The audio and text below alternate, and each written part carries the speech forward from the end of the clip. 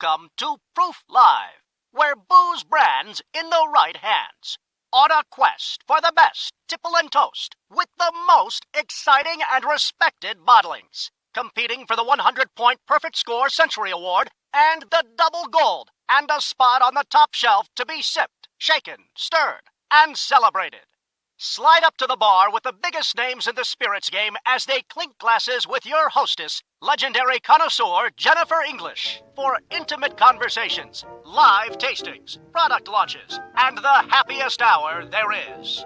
Now, broadcasting live from the commodious confines of the Swanky Proof Saloon, where the liquid elite meet, here is your hostess, the Madam of Manhattans, the Duchess of Daiquiris, the Queen of Conviviality, your hostess, James Beard Award winner, Jennifer English.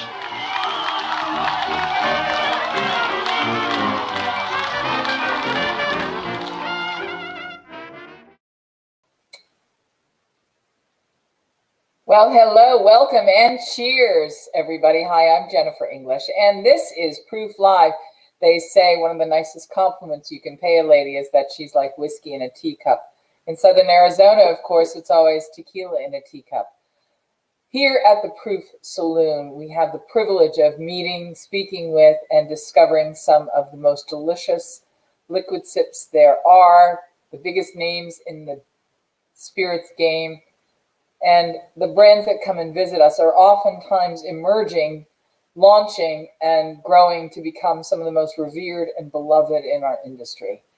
Today, we're really happy to introduce you to a brand new company that is launching a line of spirits with a very specific intention and purpose in mind. Their audience is relatively identified. And we're going to have an awful lot of fun talking with Andrew Friedman today, who joins us now from his own swanky saloon.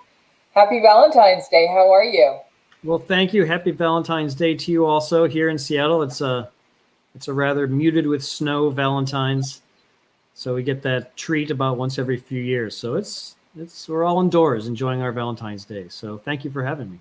So your company is called Industry Spirits. And when we talk about the industry, we talk about all the men and women, boys and girls who are in this industry as professionals, behind the stick, behind the bar, in all manner of service.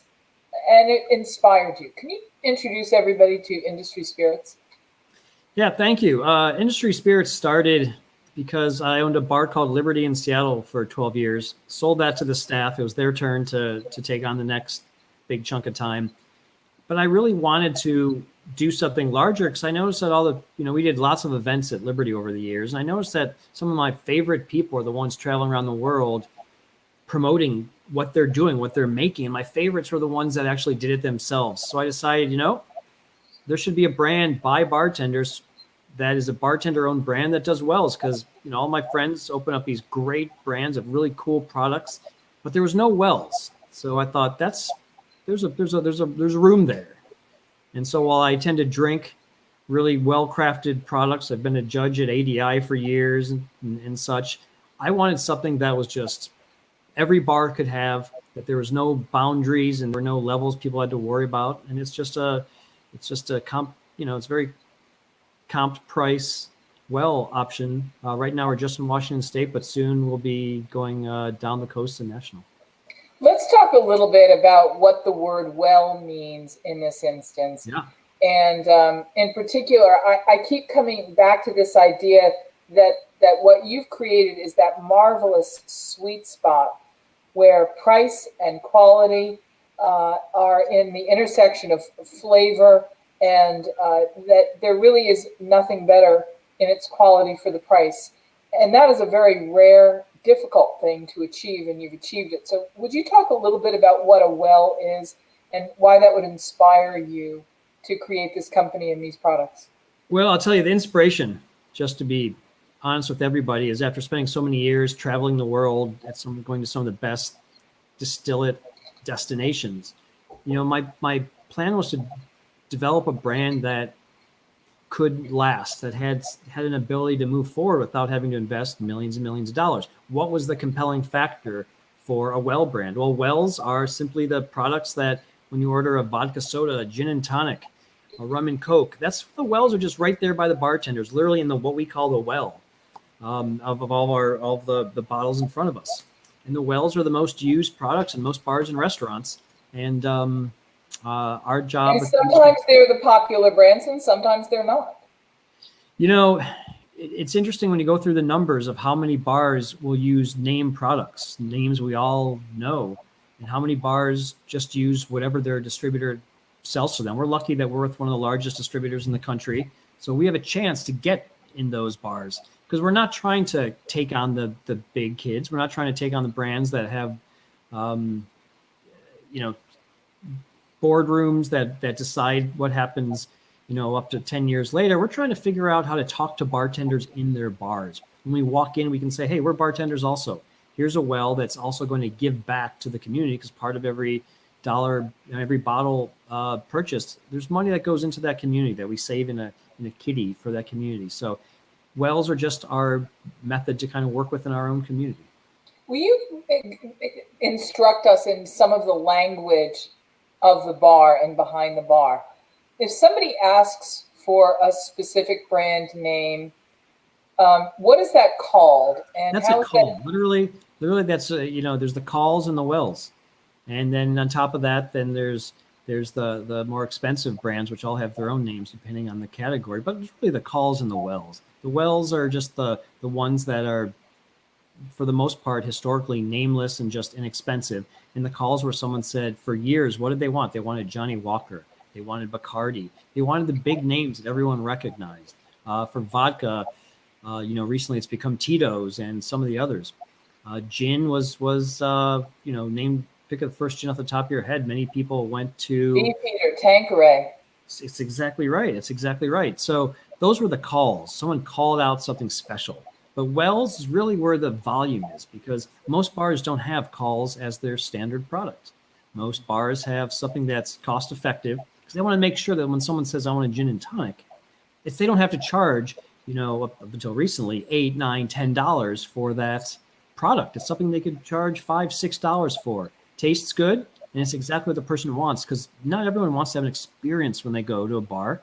Some bars, they just want to go after work and have a drink and talk about their day. And I feel that there's a solution to that, and we found it. Can you talk a little bit about how the business of the bar business breaks down? Because when you were studying whether this was a viable inspiration that should turn into a very viable business, you had to look at how people behave when they go out. Yeah. Of course, we're talking pre-COVID, but we're talking about sort of the macro patterns, the regional patterns, the gender patterns, the seasonal patterns, and I'm sure you found a lot of really interesting information out. Can you talk a little bit about what you saw that kept pointing back to the yes versus the no for you to pull the trigger on doing this? I'm exceptionally lucky that I came from a family that was not afraid to take chances, that I had people supporting me. Not everyone does. In context too, in the bar world itself, when deciding to come with a product, when bars decide what are they going to put behind their bar, there's categories of bars. There's the super nice cocktail bars that get all the press. And then there's the other 95%, which are different type of restaurants and bars that exist to be restaurants of varying quality. So when we were putting together this product, Industry Spirits, the idea was what do distributors want in order to be able to support the product? And in my case, it was they wanted a product that could be competitively priced, that they could put into bars and restaurants that already had something. And there was usually no distinction for why someone picked something in terms of different categories for people that pick different products. Because it's a there is no real distinction except that the bar has to decide why it takes one product or another. In my case, if I walk in and I say, hey, I'm a bartender, I have this well product that's just as good, costs the same as your products, but we actually work with bartenders and are going to help our community. That's a distinction. That's a distinction that we found is terrifically compelling. The rest of what you talked about, man, we have numbers upon numbers upon numbers of what different categories of people want and how they think about their purchasing. But in the end, it turned up to just simply, is the price right? And is it a compelling offer to make sure that the purchasers want to buy something made by bartenders as opposed to made by some big corporation somewhere that buys their way into most bars. And I've got to point out that when you were doing this analysis for this business opportunity, you had to look that there were basically the two, the wells and the calls. Does it work out to about 50-50? Does it work out that the business actually divides along branded sort of commodity lines? No, it's funny. I owned a bar for 12 years, but it was a cocktail bar. So our calls were much, much higher than most places. We had 800 bottles at one point. It was insane. I don't know what I was doing. I just loved buying and trying different spirits. Most places will have their wells be between 40 and 60%, depending on really who they are, what their availability is, who are their customers. If their customers like to have something different than the same 5 things that you see everywhere, then they're going to have, they're going to have that 40% wells, 60% call liquors, and they get to have fun. The bartenders get to reach for things they'd like to pour and talk about. But really, a lot of it is just people that just want a simple drink, and they want something that tastes good, something that's mixed, something that does its job. I'm not even a huge drinker, and I have this massive collection of spirits. But a lot of people just want to be able to go after work and have a couple drinks, take the edge off their day, talk to their friends, hang out with their family. And well, drinks are the workhorse for that, really. And we should also point out that in most cases, you did the analysis that most people aren't getting just straight shots of the liquid in the well. They're getting it mixed in a sort of simple version of the, what I'll call highballs, cocktails. There are certain things like margaritas and daiquiris. The drink matters more than the ingredient, you could argue. Absolutely. And you've touched upon an interesting story that I've told 100 times. I love telling is how when we first started the company, I wanted to use wheat vodka. Now, wheat, when you distill it, has a really nice soft flavor. It's delicious. It's people say it doesn't have the bite or the burn. I mean, it really doesn't. You could argue that it's the most food-friendly vodka. Absolutely. Absolutely. But here's the interesting thing we found. When we did our research, as you're talking about the analysis, which is so important, is that people said they couldn't taste the vodka because what they're used to, made of corn primarily, has that bite. It has that bite, so they know when they take that first sip, aha, there's some vodka in here. I've got some gin in here. They didn't under pour. So we actually switched to corn distillate because people just, they did not want for their well for something they didn't want to think about. They wanted to make sure they felt like they're getting their value.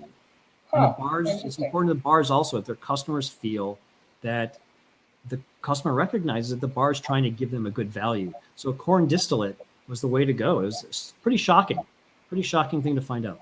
Can you take us through the line that you developed and what are the products that you're actually making?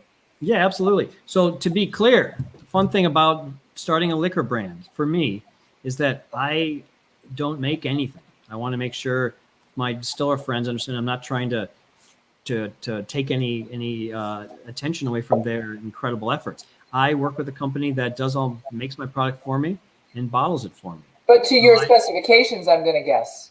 Absolutely. We talked a lot about, especially with the gin, we talked a lot about what it should taste like. With the vodka, there's a lot of different options of how many different, what can you use? Do you want to use corn, wheat, potato? It goes on and on. How it's distilled and how it's tastes. A lot of people add glycerin. We didn't add glycerin. So there's a lot of options for that. So for instance, with the vodka, this is one I keep in the freezer. For the vodka, it's just a really well distilled corn product, and it's at 80 proof, and it's just exactly what you'd expect. There you go. Yeah, it's just exactly what you expect from when you get a drink. It should be seamless. So the bar doesn't have to worry about the person saying, I can't really taste the vodka, or this doesn't taste good, or it tastes different. Because good is a distinction of what they expect. It doesn't mean it's necessarily well made. It doesn't mean it's great or bad. It's distinction for what they're comfortable with, what they traditionally get. So it's where the experience aligns with expectation. Yes, absolutely. So that was the plan for our gin. The gin is it's trending on a London dry, but with a little bit of more citrus. What we like here in the Northwest called the Northwest style gin. So it's London dry. You get that juniper, but you get a little more citrus in it too. And it's a little higher proof. So in a cocktail, it comes through. And the rum that we're coming out, we're having formulated, will be of 3 different rums from 3 different areas, blended. So it's got some Jamaican funk in it and a little bit of body. It's going to be, we'll have a few different, we'll have a spiced rum after that, and then an aged rum. But that's one's going to be a lot of fun because it's... And then come back and tell us about the London Dry Gin, because we expect it, we see it on labels. How many of us actually know what London Dry Gin is and why that is the go-to for the well, which has to do the yeoman service, the double duty for like any gin drink? You have to be able to make it, and this is what the gin has to live up to. It has to perform. What is the London Dry Gin actually going to taste like? Well, London Dry, it's such a great story because for years it still is a specific classification that only certain distilleries can have. Right. So around the whole world, there's certain large distilleries in London that for hundreds of years was producing all the gin you'd get anywhere. Now there's some others. Plymouth made a gin, and there's a whole bunch back and forth. But London Dry was one that was known so well because the British shipped it around the whole world. What that means, it's a dry gin, meaning it's got some bite to it. And it's the juniper is not crazy high, but you definitely notice it. So that became the standard. Now there is no real standard to people's palates. Some people like juniper, some don't. But that was just the one that people found. And it wasn't until we started to see some of in the 80s and the 90s, some of these new products came out that kind of challenged what London Dry meant to the world, what gin meant to the world. Where people didn't like gin because they didn't like the juniper. Then they started to taste these others and they thought, oh, that's interesting. I'm tasting more citrus. I'm kind of figuring out that I like different things. And then most importantly, gin can be different things. And that's why some of the people you've spoken to, have like there's German gins, and there's a lot of, some of my favorite gins are Scottish gins. So there's a lot going on now. Northwest gins that are just exceptional, that taste very different than what you'd think. And African gins that have these different fruits, and Asian gins that you just can't imagine all the different interesting things that are going on with them. And we're just scratching the surface, but we're thrilled to welcome you and launch you for people's consciousness and awareness. And, the funny thing about it is we're kind of introducing a branded product in a non-branded experience, right? We're not going to go and specifically ask for it, but the beauty of our show is we're the industry. So all the people who are behind the stick and the food and beverage buyers, they're all going to be paying attention to this. So I'm really grateful that you took time. Do you have a house toast for industry spirits yet?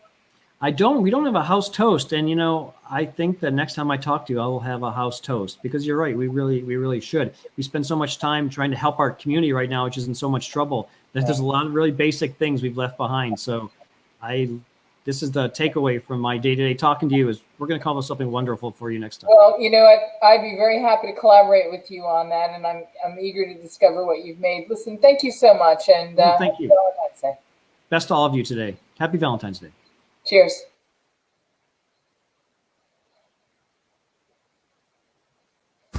Need a push getting your spirits, wine, or beverage brand into the hands of consumers? Interested in winning medals like a double gold award? Proof Awards 2020, the ultimate beverage competition, can help jumpstart your brand into the hands of beverage buyers. Enter the Proof Awards. Be a part of the Proof Awards marketing campaign with our partner, Food and Beverage Magazine. All of our judges are buyers, and that's what sets our awards program apart from the others. Our judges head the beverage programs for restaurants, bars, nightclubs, casinos, liquor stores, big box retail, and national wine and spirits distributors. Your brand will be tasted by buyers from more than 15 states across the U.S. We have hundreds of categories to choose from at www.proofawards.com. Be seen by 12 million readers with our partner, Food and Beverage Magazine. Get tasted and rated by buyers. The 2020 Proof Awards competition is open for spirits, wine, and beverage brands today. Proof Awards 2020, moving brands into the marketplace. www.proofawards.com. Whether you are thinking about becoming a restaurateur or you are already in the business, Michael Politz has written a must-read, The Food and Beverage Magazine's Guide to Restaurant Success.